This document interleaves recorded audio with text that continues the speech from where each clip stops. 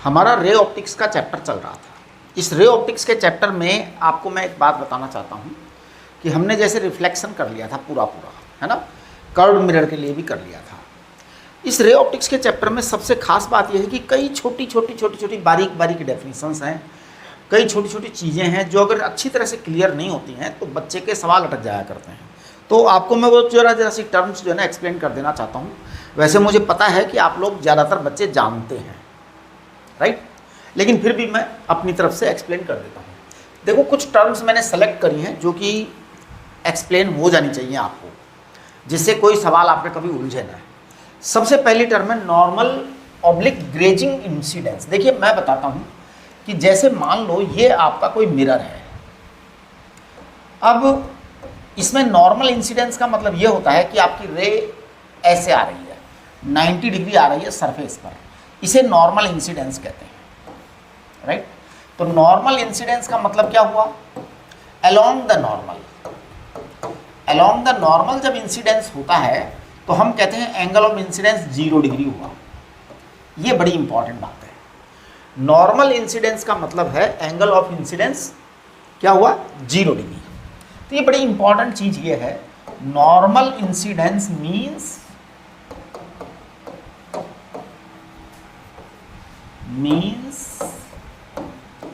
I equal to 0 degree. अच्छा, grazing incidence किसको कहते हैं? ग्रेजिंग इंसिडेंस एक्चुअल में बस वो टच करते हुए जाती है लाइट। तो ग्रेजिंग इंसिडेंस ऐसे होगा, जैसे मान लो ये आपका मिरर है। अब आपकी रे कोई ऐसे आ रही है, ऐसे। अब आप कहेंगे ऐसी रे कभी आती है क्या? हाँ, आती है बहुत बार, कि जैसे बस टच करी है रे केवल टच करी है ना, वेरी वेरी स्मॉल एंगल से। यानी कि आप ये मान के चलिए कि एंगल ऑफ जो आर है ना, वो सॉरी एंगल ऑफ इंसिडेंस, ये नॉर्मल है, आपको ध्यान है ये नॉर्मल है ना। तो ग्रेजिंग इंसिडेंस का मीन क्या है? नॉर्मल इंसिडेंस का मीन तो आपको क्लियर हो गया। ग्रेजिंग इंसिडेंस का मतलब ये है कि आपका जो एंगल ऑफ इंसिडेंस है वो अप्रोक्सीमेटली 90 डिग्री है, या ये कहिए कि एंगल ऑफ इंसिडेंस जो है वो 89 पॉइंट कुछ है, 89.99 डिग्री ऐसे है। तो वो ग्रेजिंग इंसिडेंस है। ग्रेजिंग इंसिडेंस का मतलब होता है जस्ट टच करते हुए निकलना। ऐसे टर्म्स बहुत बाहर आपके क्वेश्चंस में आएंगे। तो ये आप यहाँ पर एकदम क्लियर मान लो कि नॉर्मल इंसिडेंस और ग्रेजिंग इंसिडेंस का डिफरेंस आपको समझ में आ जाना चाहिए। क्या डिफरेंस हुआ ये यहाँ पे आप एकदम क्लियर कट नोटिस कर दो कि नॉर्मल इंसिडेंस का मतलब है I इक्वल टू 90 डिग्री, नहीं सॉरी, I इक्वल टू 0। और ग्रेजिंग इंसिडेंस का मतलब क्या है?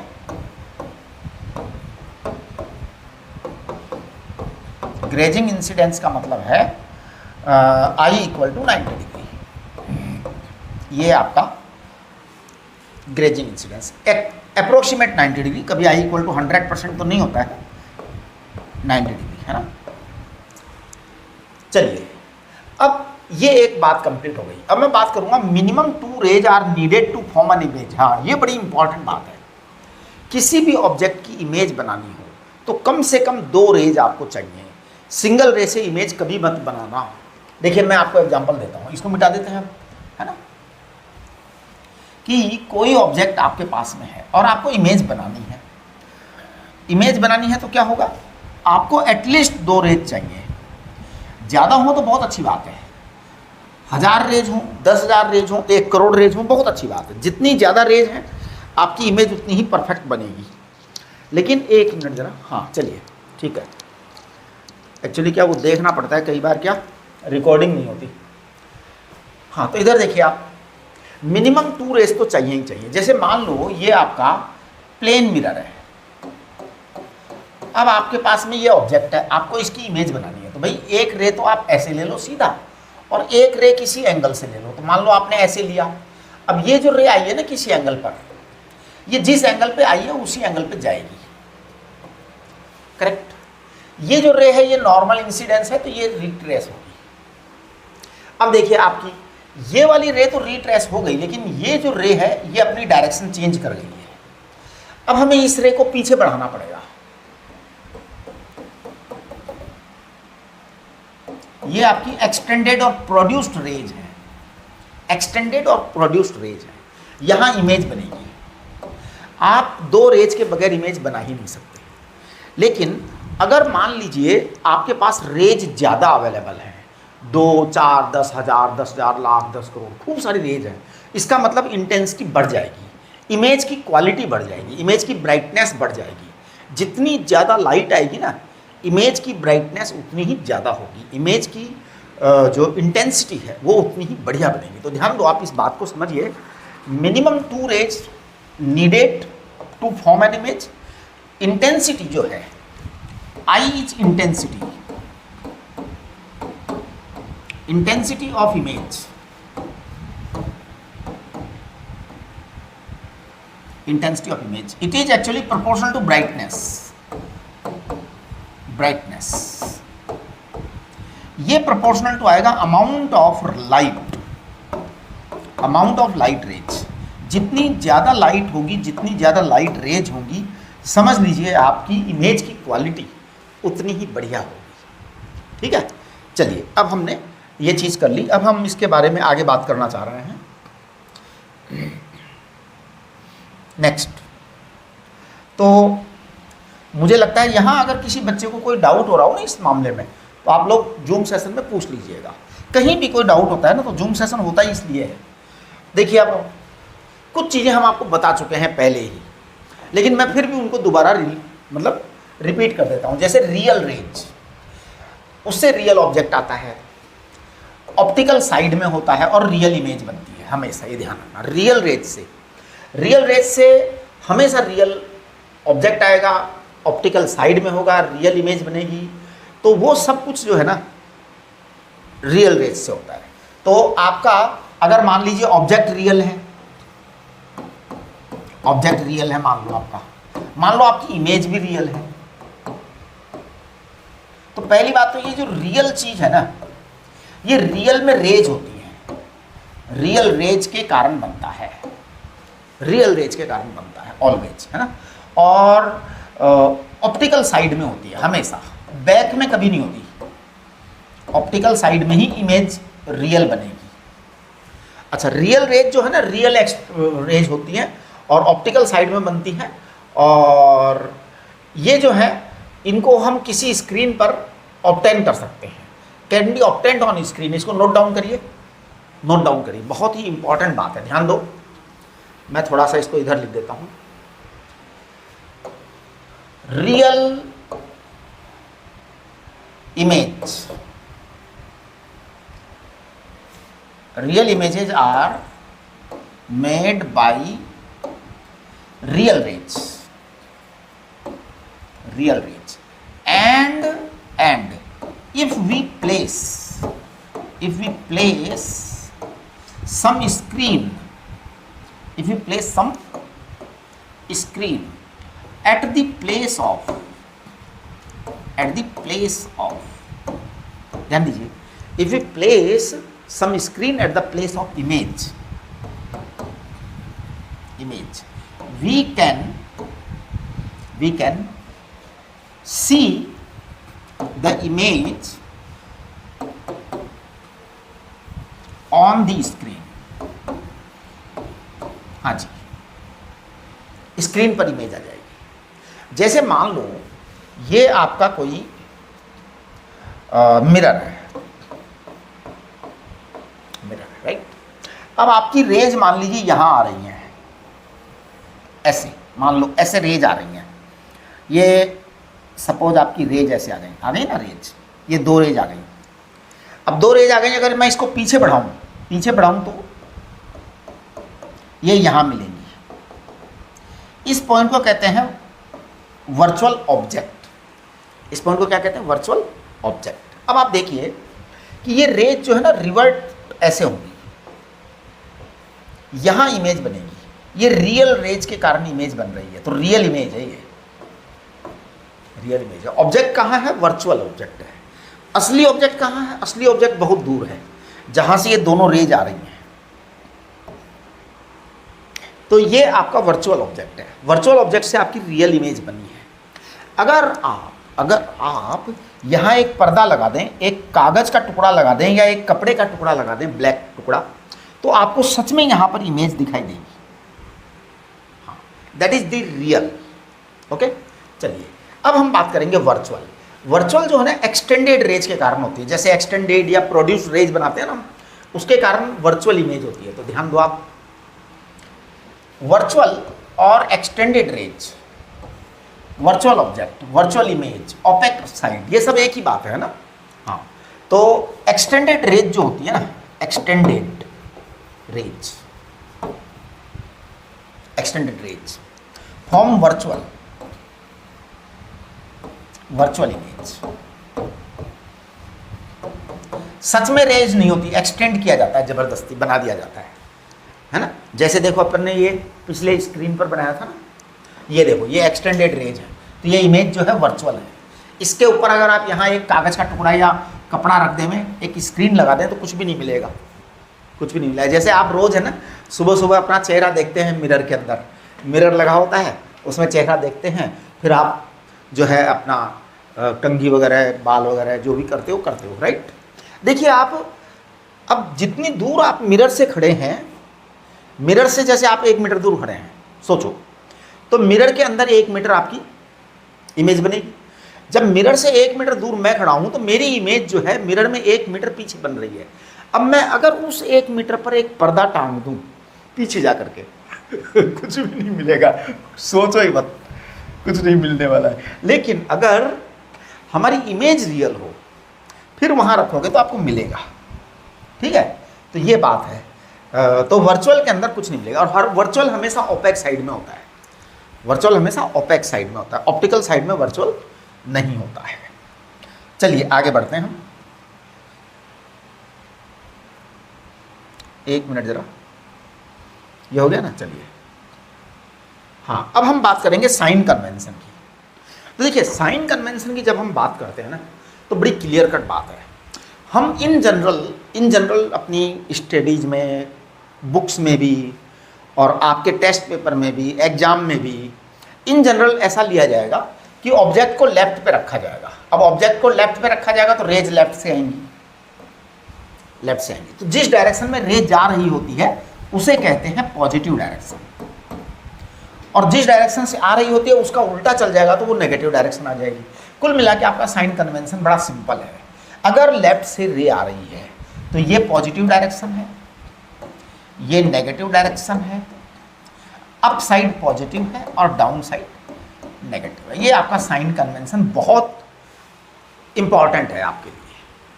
अच्छा, साइन कन्वेंशन में एक बात ध्यान रखना होता है, कभी कभी ये एग्जाम वाले क्या करते हैं, रेज को इधर से डाल देते हैं। अब आपके लिए बड़ी समस्या हो गई है, क्योंकि रेज को जब इधर से डाल देंगे ना, तो अगर रेज इधर से आ गई तो भैया सावधान हो जाओ, फिर आपका साइन कन्वेंशन बिगड़ जाएगा, आपका साइन कन्वेंशन बिगड़ जाएगा पूरा का पूरा, है ना। अगर मान लो डाल देवे, भाई सवाल बनाने वाले की इच्छा है, अपनी मर्जी थोड़ी चलेगी, तो उसने ऐसा कर दिया, तो फिर ये आपकी पॉजिटिव डायरेक्शन हो गई, उधर आपकी नेगेटिव डायरेक्शन हो जाएगी, बस। और कुछ नहीं, आप कैलकुलेशन कर लीजिए मस्ती से, कुछ तूफान मचने वाला नहीं है ना। अच्छा, अब कहोगे कि सर अगर इधर से रे आ रही है, आपने इसको पॉजिटिव कह दिया, उसको नेगेटिव डायरेक्शन कह दिया उधर वाले को, तो फिर हम इसके अंदर क्या करें, कौन सा पॉजिटिव कौन सा नेगेटिव। अब उसके अंदर आप मत करो चेंज, क्योंकि वो तो फिर हम ऊपर पॉजिटिव नेगेटिव मान लेंगे, है ना। तो उसको तो वैसे ही रहने दो पॉजिटिव, और उसको रहने दो नेगेटिव, क्योंकि वो तो अपने आप अपसाइड ही आएगा। जो अपसाइड है वो अपसाइड जाएगा, जो डाउन साइड है वो डाउन साइड जाएगा। इसलिए उसको चेंज मत करो, उसको चेंज करोगे तो आपकी गड़बड़ ज़्यादा हो जाएगी। आप केवल इसको चेंज कर दीजिए, एक्सियल पोजीशन चेंज कर दीजिए, आप एक्सियल डायरेक्शन चेंज कर दीजिए, बाकी आप चेंज मत करिए। अब देखिए यू नेगेटिव होने का मतलब रियल ऑब्जेक्ट है, रियल ऑब्जेक्ट, है ना। यू पॉजिटिव होने का मतलब वर्चुअल एपरेंट ऑब्जेक्ट है, सच में ऑब्जेक्ट नहीं है। ये सब मैं बता दे रहा हूँ, एक्चुअल में मैंने इसलिए कलेक्ट किया है कि ये बता देना जरूरी है, क्योंकि मैं भी कई बार क्या चीज़ें मिस कर जाता हूँ, नहीं बताता। तो ये चीज़ें फिर क्या क्वेश्चंस होते हैं, वो तो हम लोगों की क्या खूब सारे प्रैक्टिस करते हैं, तो प्रैक्टिस ज़्यादा करते हैं, तो इसलिए चीज़ें क्लियर हो जाती हैं लास्ट में जाते जाते, ठीक है। लेकिन फिर भी हम थोड़ा, ये रियल इमेज होगी, ये वर्चुअल इमेज होगी, समझ गए आप। तो ये बड़ी छोटी छोटी चीज़ें हैं जो मैं एकदम क्लियर कर देना चाहता हूँ, जिससे कि क्वेश्चंस में कभी कोई पंगा न पड़े। ठीक है ना, चलिए आगे बढ़िए। Next, retracing of rays. देखो बेटा, रीट्रेस होती है रेज जब कभी किसी सरफेस पर, रिफ्लेक्टिंग सरफेस पर नॉर्मल इंसिडेंस होता है तो रेज रीट्रेस करती है। रीट्रेसिंग में क्या होता है कि फाइनल इमेज और ऑब्जेक्ट दोनों कोइंसाइड कर जाते हैं। तो नॉर्मल इंसिडेंस होता है हमेशा 90 डिग्री पर इंसिडेंस होता है। नॉर्मल इंसिडेंस, इसका मतलब एंगल ऑफ इंसिडेंस 0 डिग्री होता है। ध्यान दीजिए, नॉर्मल इंसिडेंस का मतलब एंगल ऑफ इंसिडेंस 0 डिग्री है। जब एंगल ऑफ इंसिडेंस 0 डिग्री हुआ तो रीट्रेसिंग होगी रेज की। तो रेज की रीट्रेसिंग होती है ना। Rays are retraced, rays are retraced for angle of incidence 0 degree. हमेशा ये ध्यान रखिए। यहां क्या होगा, ऑब्जेक्ट और इमेज सेम पोजीशन पे आ जाएंगे, है ना, हमेशा ही।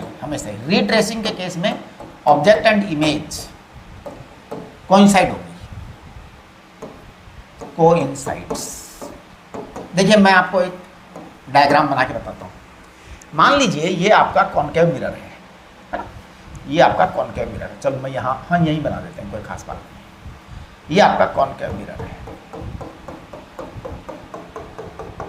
मान लीजिए ये सेंटर ऑफ कर्वेचर है, तो this is centre of curvature. अब आप सेंटर ऑफ कर्वेचर पर एक ऑब्जेक्ट रख दीजिए, सेंटर ऑफ कर्वेचर पर ऑब्जेक्ट रख दीजिए, तो देखो क्या होगा। ये आपका नॉर्मल है, आपकी रे ऑफ लाइट नॉर्मल पर ही जाएगी पक्का। और जब नॉर्मल पर गई है, ये देखिए रेडियल लाइन ही नॉर्मल लाइन होगी, रेडियल लाइन ही नॉर्मल लाइन होगी। ये ध्यान रखिए, radial is always normal, radial is always normal. तो यहाँ से आएगी रे और यहीं से रे वापस रिट्रेस होगी, तो आपकी इमेज भी यहीं बनेगी, राइट। चलिए फोकस की डेफिनेशन। वैसे तो देखो फोकस की डेफिनेशन मुझे बिल्कुल नहीं पढ़ानी चाहिए, क्योंकि आप लोग 10th में अच्छे से पढ़ चुके हो। फोकस क्या है, फोकस की डबल डेफिनेशन है। अगर मान लीजिए ऑब्जेक्ट आपने इनफाइनाइट पर रख दिया तो पैरेलल रे जाएंगी, पैरेलल रे जाएंगी तो क्या होगा, आपका जो है ना फोकल पॉइंट पर रेज कलेक्ट होगी, है ना। तो देखिए parallel rays coming from infinity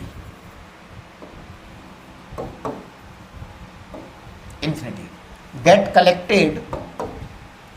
collected और कॉन्वर्जेंट, है ना, गेट कलेक्टेड और कॉन्वर्जेंट और कॉन्वर्ज एट फोकस। ये आप लोगों की सिंपल डेफिनेशन है, सिंपल डेफिनेशन। इससे उल्टी भी है, इससे उल्टी डेफिनेशन भी। क्या, if object is placed, if object is placed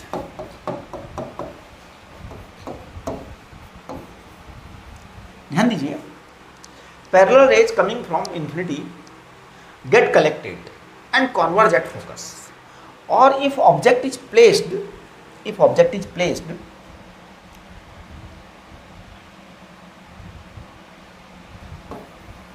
at focus, then final rays मतलब जो भी है फाइनल रेज, है ना, फाइनल रेज गो पैरेलल। बस सिंपल बात है। इमर्जिंग, फाइनल इमर्जिंग रेज, अब वो रिफ्लेक्टिंग है या रिफ्रैक्टिंग है, जो भी है पता नहीं क्या होने वाला है, क्योंकि अभी अपन लेंस भी पढ़ेंगे, लेंस में भी यही डेफिनेशन है, राइट। चलिए इसके बाद हम बात करते हैं आगे वाली। कॉन्वेक्स मिरर की बात तो बड़ी क्लियर है जी, कॉन्वेक्स मिरर में कोई पंगा है ही नहीं। इमेज हमेशा ही रियल होती है, इमेज हमेशा ही वर्चुअल होती है।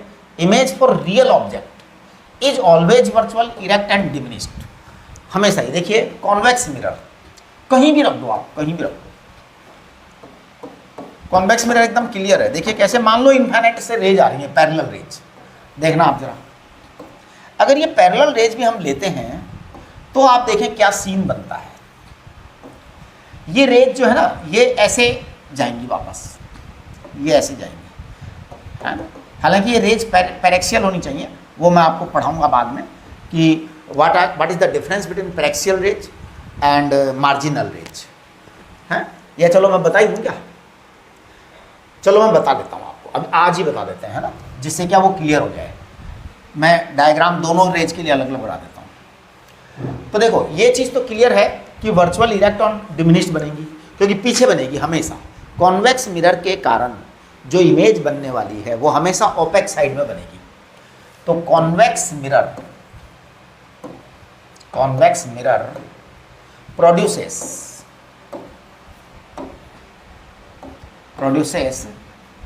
image of a real object in opaque site,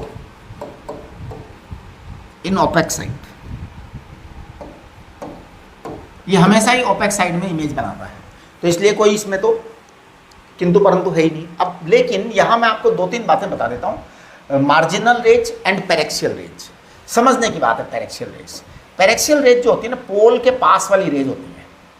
जैसे ये आपका कॉन्वेक्स मिरर है, जो रेज पोल के नज़दीक हैं वो सब पेरेक्सियल रेज होती हैं, और जो रेज पोल से दूर होंगी वो सब मार्जिनल रेज है। तो देखिए ये जो है ना, जैसे ये आपकी प्रिंसिपल एक्सिस है, अब इसके पास वाली जो रेज है ज़्यादा दूर नहीं है, उन्हें पेरेक्सियल रेज कहते हैं, है ना। तो देखिए paraxial raise,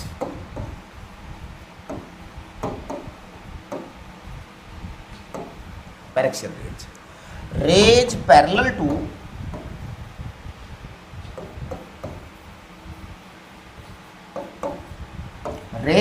to axis and close,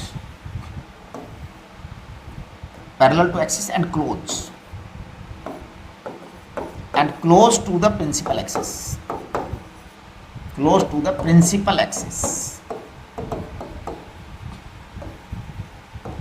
are called paraxial rays. तो ये पेरेक्सियल रेज है, ये दोनों पास वाली रेज पेरेक्सियल है, इनका नाम पेरेक्सियल रेज है। पास वाली रेज को पेरेक्सियल रेज कहते हैं, दूर वाली रेज इसको मार्जिनल रेज कहते हैं।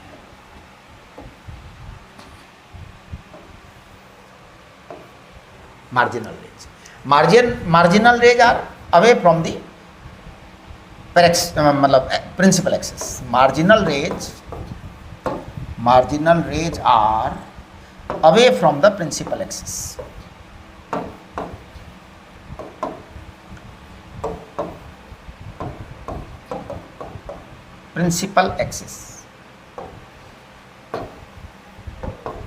तो marginal rays are away from the principal axis. अब देखिए इसमें क्या चीज़ है कि पेरेक्सियल रेज है तो क्या हाल होगा, मार्जिनल रेज है तो क्या हाल होगा, हालात ही अलग हो जाते हैं साहब। देखिए मैं बता रहा हूँ, इसको नोट कर लिया आपने, नोट कर लीजिए note. Paraxial rays are parallel to the axis and close to the principal axis, right. Marginal rays are away from the principal axis, parallel तो है ही, पैरेलल तो दोनों ही है। चलिए इसको मैं मिटा देता हूँ, मुझे यहाँ पे थोड़ा डायग्राम बनाने के लिए जगह चाहिए। देखिए जी, ये आपकी प्रिंसिपल एक्सिस है, तो मैं प्रिंसिपल एक्सिस को P और C लिखूंगा मैं।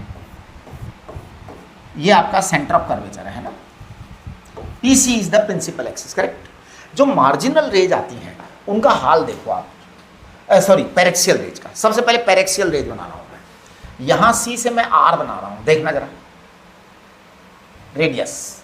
बेटा ये रेडियस लाइन जो होती है ना, ये नॉर्मल होती है। रेडियल लाइन क्या होती है, नॉर्मल होती है। मैं ट्राई कर रहा हूँ जरा अच्छा नॉर्मल बनाने की। अच्छा बन गया, आपकी बात अच्छा है ना। अब आप देखो, ये जो नॉर्मल रेज है ये आपका एंगल ऑफ इंसिडेंस है। तो अब क्या होगा ये बताओ, एंगल ऑफ इंसिडेंस। अच्छा ये क्यों हो रही है भाई ये वाली गड़बड़?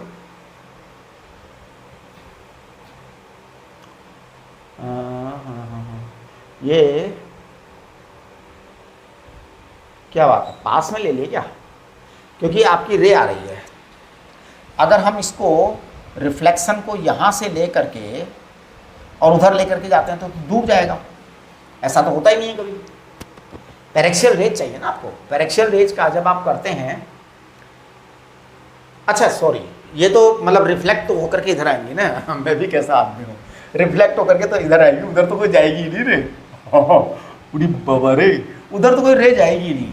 हाँ ये तो नॉर्मल है जी, ये तो रेडियल लाइन नॉर्मल लाइन है, राइट, क्योंकि ये कॉन्वेक्स मिरर है तो रे उधर तो जाएगी नहीं ना, ये तो ओपेक साइड हो गई, देयर विल बी नो रे इन ओपेक साइड, है ना। चलिए ये यहाँ से रिफ्लेक्ट हो जाएगी, सेम एंगल ऑफ रिफ्लेक्शन, आई और आर ये दोनों सेम होंगे। एक बार जरा मैं ट्राई कर रहा हूँ, आई और आर दोनों सेम बनाने की ट्राई कर रहा हूँ, नहीं बना क्या? चलिए बन गया जो भी है, तो ये आपका आर आ गया, है ना, और आर बराबर आई हो गया, करेक्ट। अब जरा मैं इस रे को प्रोड्यूस करता हूँ, रीप्रोड्यूस, एक्सटेंड इधर की तरफ। तो जब मैं इस रे को इधर की तरफ एक्सटेंड करता हूँ ना, तो ये यहाँ आकर के हो जाता है, इसको हम कहते हैं फोकस, राइट, ये मिल जाएगी यहाँ पर। अच्छा अब जरा वो ऊपर वाली रे देखना, ऊपर वाली रे, जरा मैं इसको यहाँ से रेडियल लाइन ड्रॉ कर रहा हूँ मैं, करेक्ट। अब ये आपकी रे आ रही है, ये आपका एंगल ऑफ इंसिडेंस है यहाँ पर, तो अब आपका एंगल ऑफ रिफ्लेक्शन वहाँ होगा, और आप देखेंगे कि एंगल ऑफ रिफ्लेक्शन वहाँ है, तो ये रे आपकी अगर रीट्रेस करेंगे तो ये ऐसे आएगी। इसका मतलब ये हुआ कि ये दूसरा फोकस आ जाएगा। इसका मतलब हो गया कि focus point due to paraxial range is greater than the focus for the marginal range. ये बड़ी इंपॉर्टेंट बात है, बहुत ही इंपॉर्टेंट बात है ना। तो देखिए focus point for the paraxial range, focus point for the paraxial range is farther from pole, ध्यान दीजिए, focus point for the paraxial range is farther from pole than that of for marginal range। ये बड़ी जबरदस्त बात है, ये होता ही होता है। It is called as spherical aberration. This fault of spherical mirror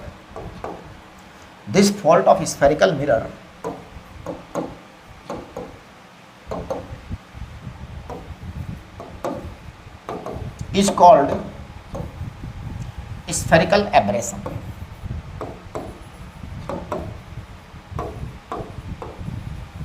ये हर मिरर में पाया जाता है, it is fault of the mirror. एक बार वापस से सारी बात को समझिए, देखिए मैं इसको ब्लैक कलर से लिख रहा हूं, आप देखने की कोशिश करो।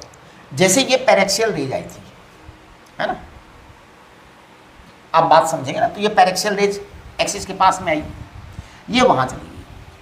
अब इसको पीछे बैक में प्रोड्यूस करते हैं ना, तो इसका फोकस आप देखिए यहां आ रहा है, this is the focus for the paraxial rays, P माने पैरेक्सियल, करेक्ट।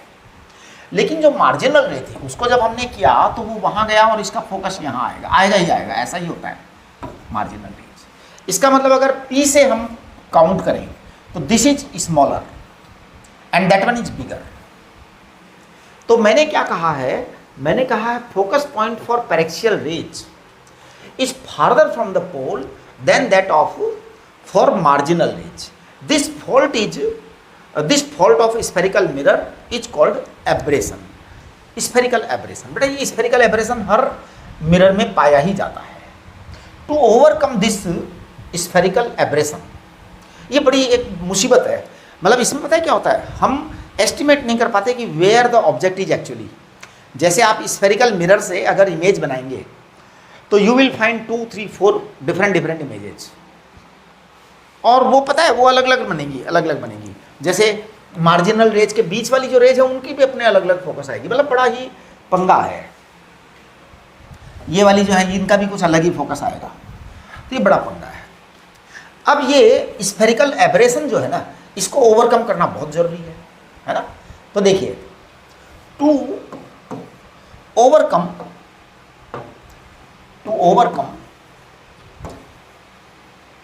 और to or to get rid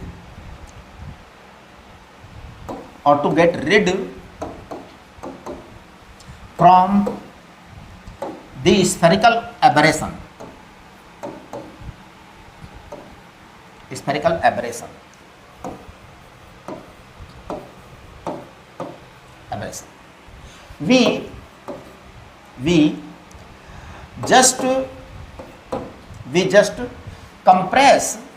we just compress the mirror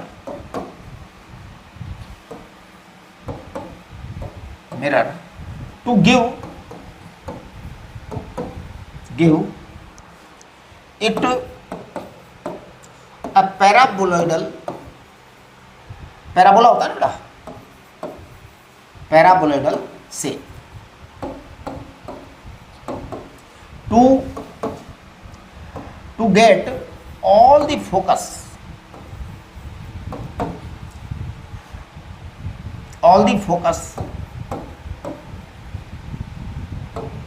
foci due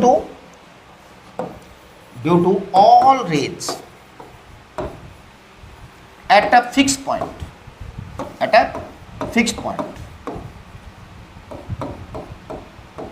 तो मैं बताऊं होता क्या है। बेसिकली हम क्या करते हैं, स्फेरिकल मिरर को गर्म करते हैं।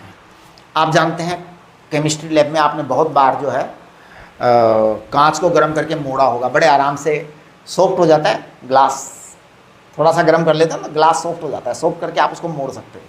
तो हम क्या कर सकते हैं, ये जो आपका मिरर था ना, स्फेरिकल मिरर, इसको थोड़ा गर्म किया, गर्म करके थोड़ा सा दबा देते हैं, ऐसे करके। जैसे ही हम दबाना शुरू करते हैं ना, तो वो इधर वाले जो फोकस दूर वाले होते हैं ना, वो इधर शिफ्ट हो जाते हैं थोड़ा सा, ये वाले थोड़े से इधर शिफ्ट हो जाते हैं, और कुल मिलाकर के फिर सारे फोकस एक जगह आ जाते हैं। आपको अगर ध्यान दिया हो ना, तो गाड़ियों की जो हेडलाइट होती है, हमारे गाड़ियों की जो हेडलाइट, कार्स वगैरह, ट्रक वगैरह, बस वगैरह की जो हेडलाइट होती है, उसमें कभी भी स्फेरिकल मिरर नहीं होता, पैराबोलॉइडल ही होता है। पैराबोला बनता है सरफेस का। तो पैराबोला बनने से क्या होता है कि सबका फोकस एक जगह आ जाता है, तो हमें कोई ऐसी परेशानी नहीं होती है। आप देखना अपनी कारों के अंदर जो मिरर है ना, मतलब हेडलाइट के पीछे वाली जो रिफ्लेक्टिंग सरफेस है, हेडलाइट के पीछे वाली रिफ्लेक्टिंग सरफेस, उसको है ना पैराबोला शेप में बनाते हैं। एकदम स्फीयर नहीं होती वो, है ना, हाँ, ओवल शेप में होता है। समझ गए ये चीज़? ये बड़ी ही इंपॉर्टेंट चीज़ है। कॉन्वेक्स मिरर के केस में कोई प्रॉब्लम होती नहीं है इमेज वगैरह के बारे में, वो हमेशा ही वर्चुअल, इरेक्ट और डिमिनिश्ड होती है, तो वो कोई खास बात है नहीं। हम बात करेंगे कॉन्केव के बारे में। देखिए कॉन्वेक्स के बारे में एक बार मैं आपको सिंपल सी एक चीज़ बता दूं। जैसे कॉन्वेक्स मिरर की जब आप बात करते हैं तो 1/v प्लस 1/u 1/+f रखना पड़ता है। हमने कल बताया था आपको, टेबल के अंदर बना करके भेजा था, सॉरी 1/f माइनस 1/u। आप इस u की कोई भी वैल्यू रखेंगे, अगर माइनस रखेंगे तो इफ अगर आपने इसको नेगेटिव पुट कर दिया तो देखिए ये हमेशा ही पॉजिटिव आएगा। 1/f प्लस 1/u बड़ा क्लियर कट हो गया कि ये भी पॉजिटिव, ये भी पॉजिटिव, यानी नेगेटिव आने का तो सवाल ही पैदा नहीं होता। It means v will always be positive. किसके लिए? कॉन्वेक्स मिरर के लिए, क्योंकि कॉन्वेक्स मिरर के लिए आपका f जो है ना पॉजिटिव है, f पॉजिटिव है। जब f पॉजिटिव है तो आपका v हर हालत में पॉजिटिव होगा, और v हर हालत में पॉजिटिव होगा। इसके साथ एक चीज और होगी कि आपका जो 1/v आएगा ना, 1/v, that will be greater than 1/u। अब 1/v ग्रेटर देन 1/u है, इसका मतलब v लेस देन u है, यानी कि आपकी इमेज हमेशा छोटी बनेगी। आपको हमने बताया था जब जब v लेस देन u हो तब तब स्मॉल इमेज बनेगी, डिमिनिश्ड इमेज बनेगी।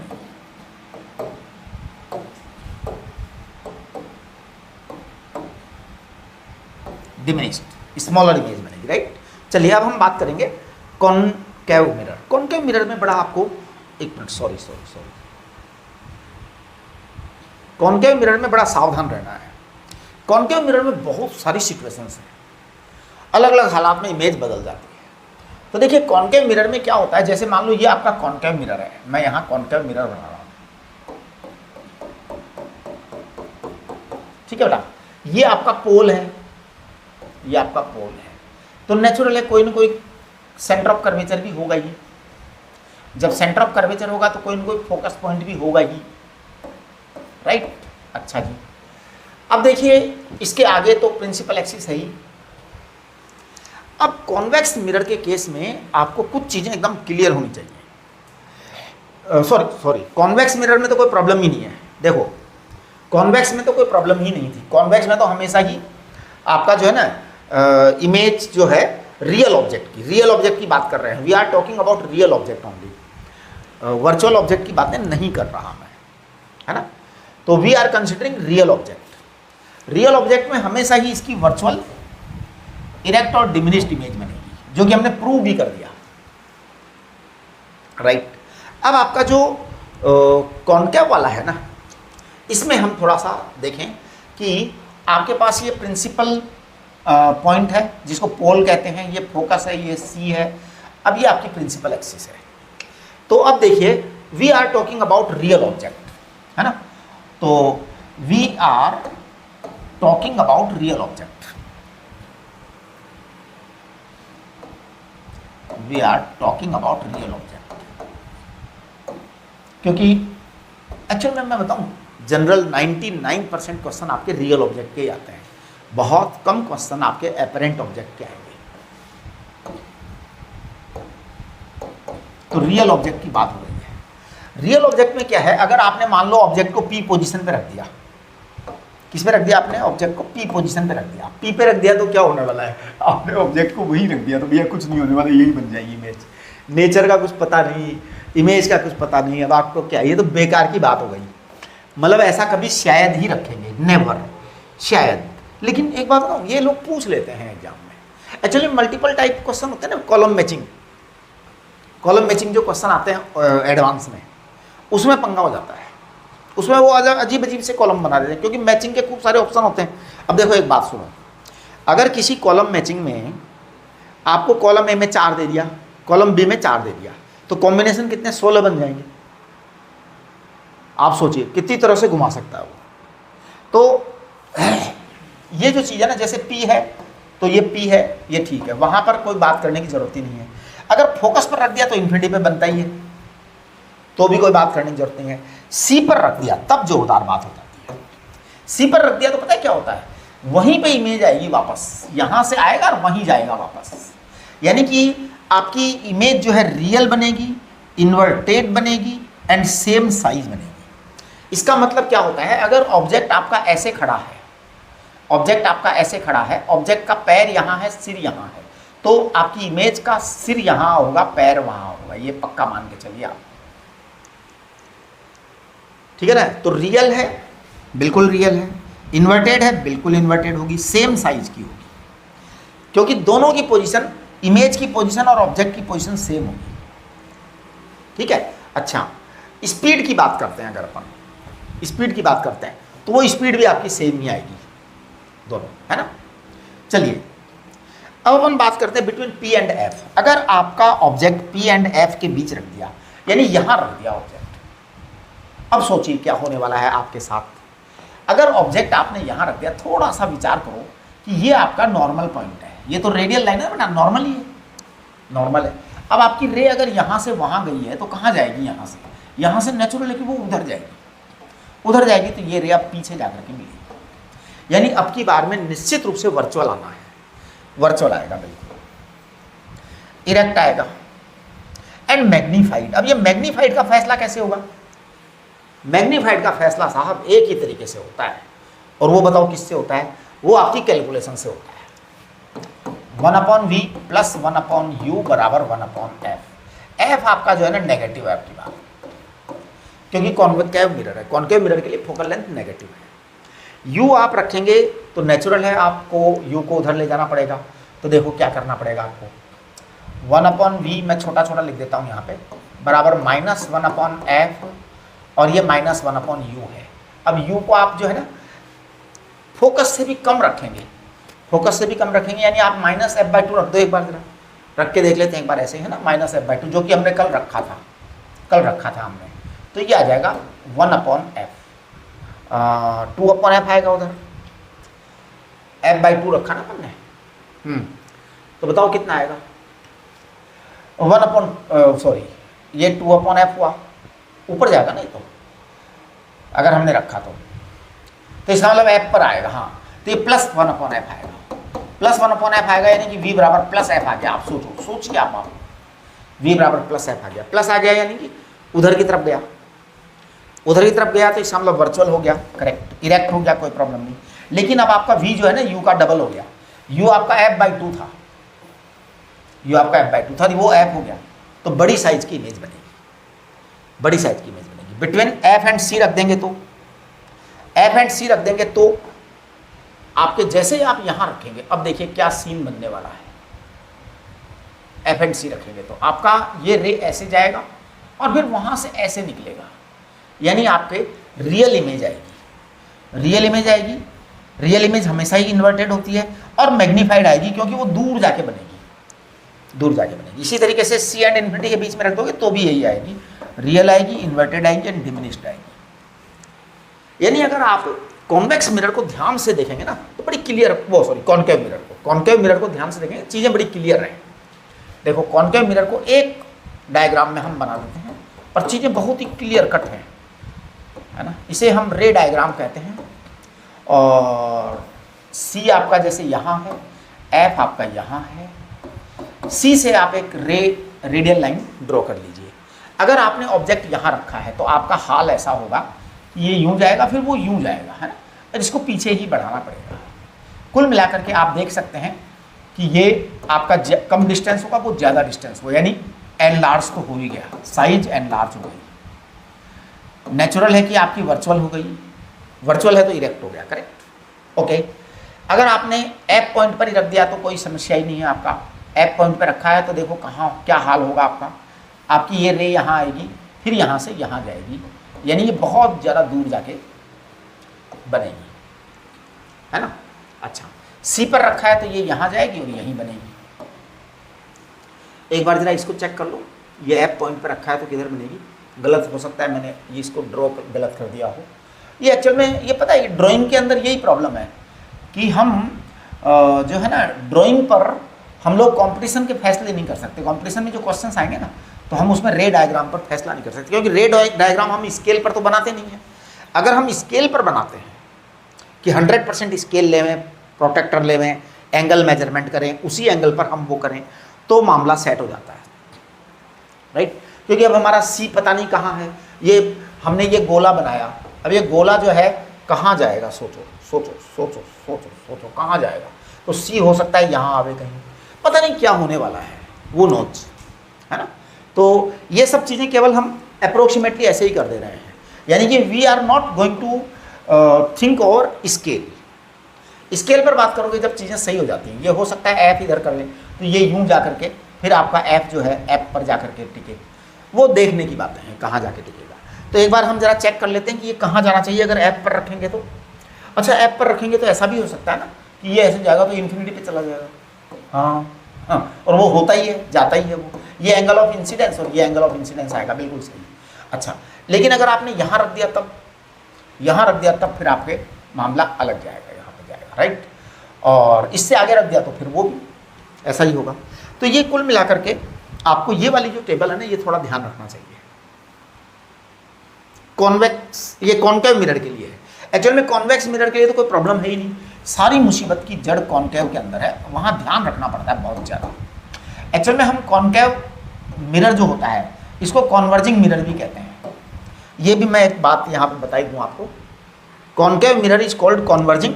चलो अगले पेज पर बता देते हैं, अगले पेज पर बता देते हैं ना। देखो या चलो उसी पेज पर लिख देते हैं लास्ट में, क्योंकि ये बड़ी इंपॉर्टेंट बात है, बहुत ही इंपॉर्टेंट बात है। Convex mirror, convex mirror it is called as diverging mirror, जो लाइट को डाइवर्ज करता है।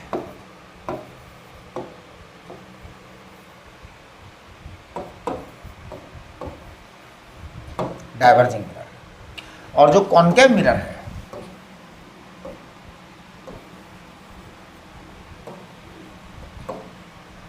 कॉन्केव मिरर जो है कॉन्वर्जिंग होता है, कॉन्वर्जिंग, कॉन्वर्ज कर देता है।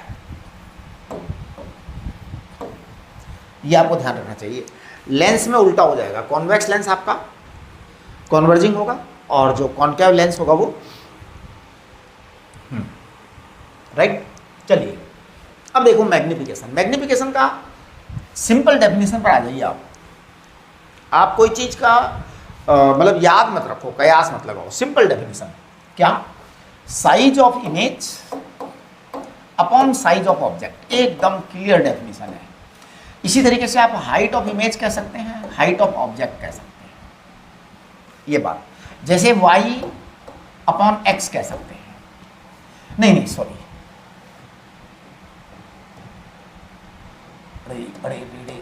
ये क्या हुआ, हाँ, y ऑफ इमेज मतलब y डायरेक्शन में इमेज और y डायरेक्शन में ऑब्जेक्ट की height, that is called as magnification, right. अच्छा, अब इमेज वेलोसिटी की बात जहाँ तक करते हैं एक्सियल की, तो वो एक अलग चीज़ है। अगर आप एक्सियल लेते हैं तो आपको मैंने बताया था v⁻⁻⁻1 plus u⁻⁻⁻1 f inverse. आपने इसका क्या किया था, डिफरेंशिएशन किया था। डिफरेंशिएशन करके आपके पास एक्सियल वेलोसिटी आई थी। एक्सियल वेलोसिटी आई थी vi equal to minus m square into vo। ये हमने निकाला था कल वाले लेक्चर में था, आप एक बार अच्छी तरह से चेक कर लीजिए, नोट्स चेक करो, था क्या, माइनस का साइन लगा हुआ था उसमें, देखिए। अच्छा, परपेंडिकुलर टू एक्सिस, अगर परपेंडिकुलर टू एक्सिस की बात करेंगे ना, तो आपका जो vi है वो आएगा m इंटू vo, क्योंकि परपेंडिकुलर टू एक्सिस की जब आप बात करते हैं तो आप उसकी हाइट की बात करते हैं, तो आपके पास में जो m है ना वो यहाँ से आता है। ध्यान दो ध्यान दो ध्यान दो ध्यान दो, ये m क्या था आपका, ये m था आपका y of image upon y of object, और आपने माइनस साइन भी लगाया था, माइनस साइन भी लगाया था। तो हम हाइट वाला है ना, क्योंकि x को तो हम एक्सिस मानते हैं, हाइट को हम वो मानते हैं। तो देखिए मैं यहाँ पे लिख रहा हूँ y of image equal to minus m y of object.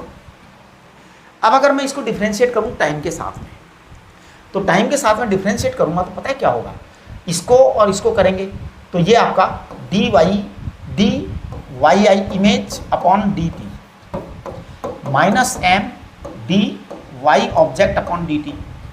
अब आपको मैं यहाँ पर एक बहुत इंपॉर्टेंट बात बताना चाहता हूँ कि ये जो d मतलब इमेज की साइज में रेट जो होती है और ऑब्जेक्ट की साइज में जो रेट होती है वो एक दूसरे के रिवर्स होती है हमेशा। अगर ऑब्जेक्ट बढ़ रहा होता है तो इमेज घट रहा होता है, ऑब्जेक्ट घट रहा होता है तो इमेज बढ़ रहा होता है। वो अपन बहुत सारे क्वेश्चन कर लेंगे और ये बड़ी कॉमन सी बात है। तो ये इसलिए यहाँ पे माइनस और एक माइनस लगा दिया जाता है उसके कारण, क्योंकि उनका चेंज रिवर्स होता है, ये m, इसलिए यहाँ पर प्लस m v0 आएगा, राइट। पावर ऑफ मिरर को कुछ नहीं, कोई खास बात नहीं है। पावर ऑफ मिरर की जो यूनिट है वो डायप्टर है, और उसको 1/f जो है ना वो मीटर में काउंट करना है, आपको ये ध्यान रखना, मीटर में काउंट करना है, तो उसकी यूनिट होगी डायप्टर, राइट। पावर के बारे में इस बार हम ज़्यादा बात करना नहीं चाहते, इसमें बहुत डिटेल में बात करेंगे हम लेंस के मामले में। मिरर के मामले में इतनी बातें करने की ज़रूरत नहीं है, ये छोटी छोटी बातें हैं, लेकिन ये बड़ी गंभीर बातें हैं, मतलब हम इनको छोड़ नहीं सकते, छोड़ते ही आपका कोई ना कोई अटक जाएगा सवाल। इसलिए मैंने इनको कलेक्ट किया है कि क्या क्या चीज़ें हो सकती हैं, संभावनाएं मैंने पूरी ढूंढी हैं, यानी मैंने पूरा अपनी तरफ से पूरा कोशिश किया है कि कोई टर्म ऐसी ना हो जो आप मुसीबत में फंस जाएं। Principle of reversibility, principle of reversibility क्या होती है, object and image positions are interchangeable, इनको कॉन्जुगेट पॉइंट कहते हैं। देखिए कोई भी लाइट जब रिवर्स होती है तो नॉर्मल रिफ्लेक्शन के कारण होती है, इंसिडेंस एंगल 0 डिग्री होता है, तब ये रीट्रेस होती है। जब ये रीट्रेस होती है ना तो ऑब्जेक्ट और इमेज दोनों इंटरचेंजेबल होते हैं। जब ऐसा होगा, जब ऐसा होगा तो उसे कहेंगे हम प्रिंसिपल ऑफ रिवर्सिबिलिटी, कि अगर रीट्रेस हो रहा है तो रे वापस लौटेगी, रे क्या करेगी, वापस लौटेगी अगर रिवर्स हो रहा है तो। हाँ जी, चलिए इसके बाद में हम बात करेंगे फर्मेट्स प्रिंसिपल। ये बड़ा एक इनोसेंट प्रिंसिपल है लाइट का, और एक्चुअल में नेचर जो है ना कमाल की चीज़ है, उसने ऐसा जुगाड़ कर रखा है कि वो हमेशा होता ही होता है। देखिए क्या होता है, बिटवीन एनी 2 पॉइंट्स, मैं देखिए क्या जोरदार बात लिख रहा हूँ, इसको अच्छी तरह से नोट करना, between any two points in nature, in universe, between any two points in universe,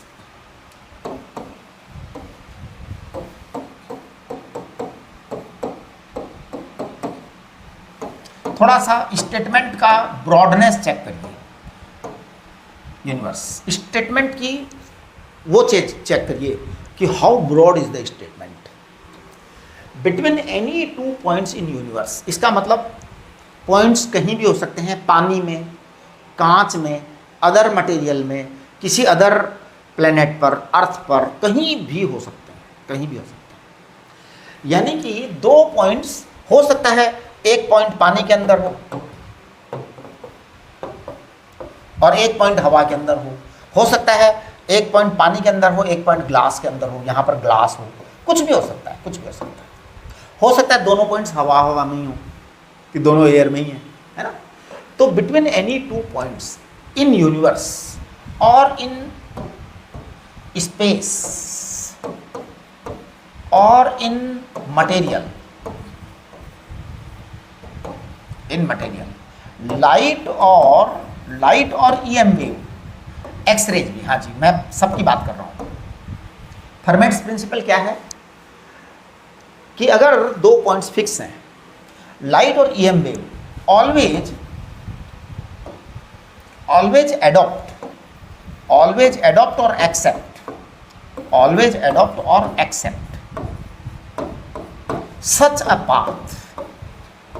such a path which takes optimum time,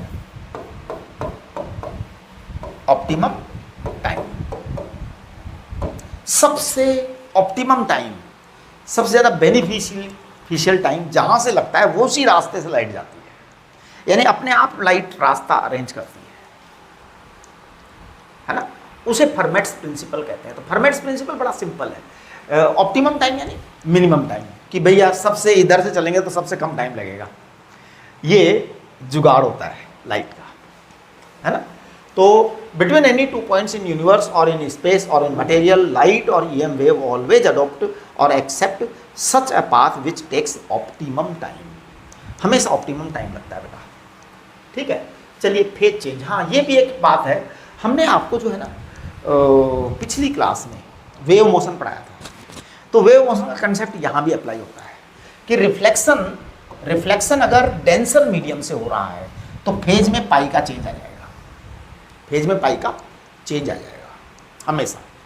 अगर रिफ्लेक्शन डेंसर मीडियम से हो रहा है तो रेयर मीडियम से रिफ्लेक्शन हो रहा है तो फिर फेज चेंज नहीं होगी। अब आप कहेंगे कि साहब क्या लाइट का रेयर मीडियम से रिफ्लेक्शन होता भी है, तो मैं कहूँगा हाँ होता है।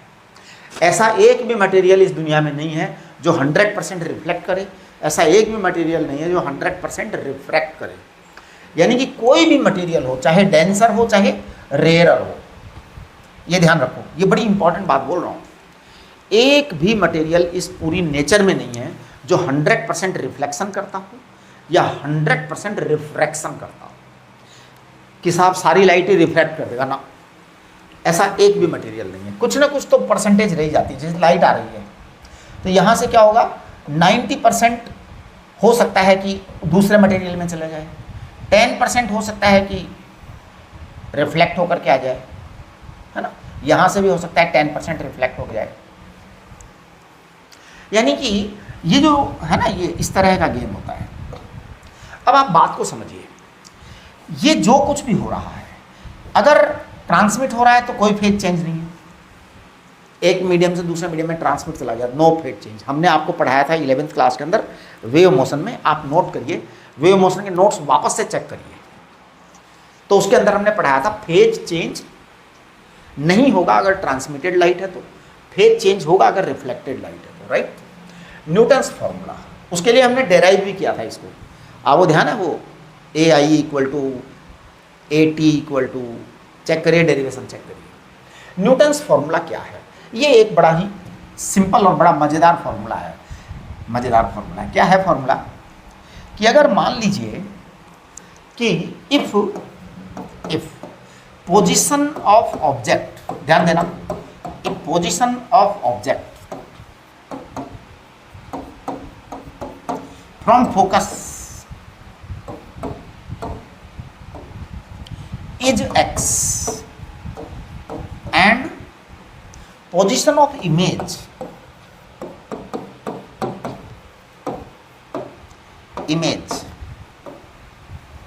from focus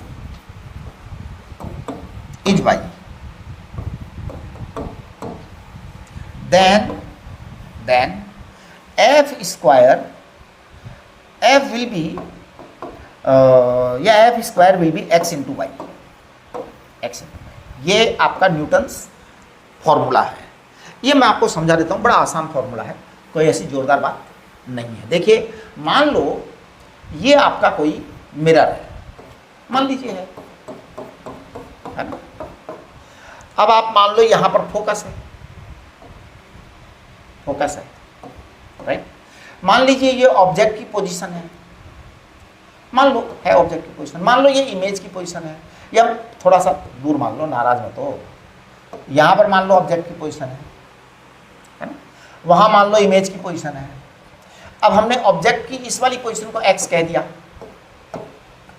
इमेज की इस वाली पोजीशन को हमने y कह दिया, ये इमेज अपना v, राइट। तो मैं पता है क्या बोलूँगा, ये p है, अगर ये डिस्टेंस x है तो ये डिस्टेंस कितनी होगी बताओ, f प्लस एक्स होगी, पक्का f प्लस एक्स होगी, है ना। और ये पॉइंट p है तो ये डिस्टेंस कितनी होगी, f प्लस वाई होगी। अब मैं फॉर्मूला लगा रहा हूँ आपका 1/v plus 1/u is equal to 1/f। Check करिए आप, मैं 1/v को पता है क्या लिखूंगा, 1/v को लिखूंगा मैं f plus Y plus 1/u को क्या लिखूंगा, f प्लस एक्स, 1/f को 1/f लिखूंगा, राइट। अगर आप चाहते हैं कि सर आपने v इस डायरेक्शन में लिया है तो माइनस लिखो, तो लिख लो। आप चाहते हैं सर आपने u इस डायरेक्शन में लिखा है, माइनस लिखो, लिख लो। आपने कहा सर कॉनकेव लिया है, आपने मिरर माइनस लिखो, लिख लो, मेरे क्या फर्क पड़ रहा है। चलो मैंने लिख दिया जी। अब मैं इसको क्या कर रहा हूँ, सॉल्व कर रहा हूँ। तो देखना मैं सॉल्व कर रहा हूँ, आप देखना what mistakes I am making, मेरे को आप चेक करना। f plus x f plus y हमने एलसीएम लिया, यहाँ पे बेटा आ गया f प्लस एक्स, यहाँ पे आ गया f प्लस वाई, यहाँ पे आ गया 1/f। तो आपके पास क्या आ जाएगा, आपके पास में, अरे बाबा क्या हुआ भाई, चलो कोई बात नहीं, आप सॉल्व करिए इसको, पूरे को सॉल्व करो। तो मैं आपको बताऊँ सॉल्व करके आपके पास आ जाएगा, आप कर लेना, ये आ जाएगा f इक्वल टू √xy। यही न्यूटन्स लॉ है, न्यूटन्स फॉर्मूला है, ये सब छोटी छोटी बातें थी जो मुझे बताना बेहद जरूरी था। यूवी ग्राफ के बारे में बात कर लें, वो तो कोई खास बात नहीं है, वैसे तो आप लोग मैथमेटिक्स के स्टूडेंट हैं। अगर मान लीजिए आपको 1/v और 1/u में ग्राफ खींचना हो, तो देखिए आपने क्या किया था, आपने किया था 1/v plus 1/u is equal to 1/f। ये आपका था 1/v plus 1/u equal to 1/f। अब आप एक काम करो, 1/v 1/u में ग्राफ खींचना था, अगर u इन्फिनिटी हो, तो 1/∞ आपका 0 हो जाएगा u, तो u आपका 0 हो गया, 1/u 0 हुआ है, 1/u। अगर u इन्फिनिटी है तो 1/u आपका 0 होगा, तो आपका v 1/v 1/f आएगा, यानी कुछ आएगा, कुछ वैल्यू आएगी, मतलब 0 नहीं आने वाली, है ना। तो ये इस तरह का सीन बन जाएगा। वैसे तो आप अगर इसको 1/∞ को 1/0 करेंगे तो आपका जो ये आएगा ना, जैसे आपने इन्फिनिटी रखा तो आपका v f पर ही आएगा, तो कुछ ना कुछ आपका v आएगा, है ना, राइट, ये आएगा ग्राफ आपका। लेकिन अगर आप मान लीजिए v में और u में ग्राफ ड्रॉ करेंगे तो प्रॉब्लम। अच्छा ये एक बात बताऊँ, कभी कभी इस ग्राफ को जो है ना ओरिजिन से भी बता दिया जाता है, उससे कोई फर्क नहीं पड़ता। एक्चुअल में हमें इसका सिमेट्रिक ग्राफ चाहिए, केवल मतलब नेचर वाइज ग्राफ चाहिए। We don't want the graph जिसको क्या कहते हैं ना, क्वालिटेटिव ग्राफ चाहिए, क्वांटिटेटिव नहीं चाहिए। हाँ qualitative, we want qualitative not quantitative, qualitative, qualitative. Qualitative का मतलब होता है कि हमें मोर फोकस्ड होता है ग्राफ की क्वालिटी पर, है ना, क्वांटिटेटिव नहीं। क्वांटिटेटिव में तो मेजरमेंट हो जाता है, क्वांटिटेटिव आपके ज़्यादातर ग्राफ जो है ना क्वांटिटेटिव नहीं पूछे जाते, है ना, ज़्यादातर क्वालिटेटिव ही पूछे जाते हैं। तो हमने ये क्वालिटेटिव ड्रॉ करने की कोशिश की है। ये क्वालिटेटिव ग्राफ ड्रॉ करते समय कई बार लापरवाही हो जाती है, तो लापरवाही में आपका ये भी ड्रॉ कर दिया तो कोई प्रॉब्लम नहीं है, वो भी ड्रॉ कर दिया तो कोई प्रॉब्लम नहीं है। क्वालिटेटिव तो यही है कि स्ट्रेट लाइन है ना, तो वो क्वालिटेटिव है, राइट। अच्छा, अगर आपने वी और यू में ग्राफ ड्रॉ किया तो अब सावधान हो जाओ आप, अब की बार में ये ग्राफ आपका इस तरह से आएगा, इस तरह से आएगा। यहाँ पर एक पॉइंट होगा, यहाँ पर एक पॉइंट होगा कि इस दोनों डिस्टेंसेस सेम आएंगी वी और यू। ये जहाँ भी वी और यू सेम आएगा, इधर का और इधर का बराबर, ये हाइट और ये हाइट बराबर है, इसे कहेंगे 2f। वो तो नेचुरल है, आप 2f कहने के लिए आप भी रेडी हैं। और इसके बाद में ये ऐसा होगा वी और यू में ग्राफ, राइट। चलिए इसके बाद कोई मेरे को लगता है लास्ट है, हाँ जी बस, इसके बाद हमने कुछ नहीं किया। अब देखो ये मैंने आज जानबूझ करके ये सारी टर्म्स आपसे डिस्कस कर ली, क्योंकि जब तक ये टर्म्स डिस्कस न करूं तब तक ये समझ लीजिए कि हम क्वेश्चंस करें तो थोड़ा अच्छी बात नहीं होगी। अब हम क्वेश्चन करेंगे तो अच्छी बात होगी, क्योंकि आपको समझ में तेज़ी से आएगा। ठीक है, तो आज के लिए काफ़ी है और फिर कल आपको क्वेश्चंस देंगे हम, राइट।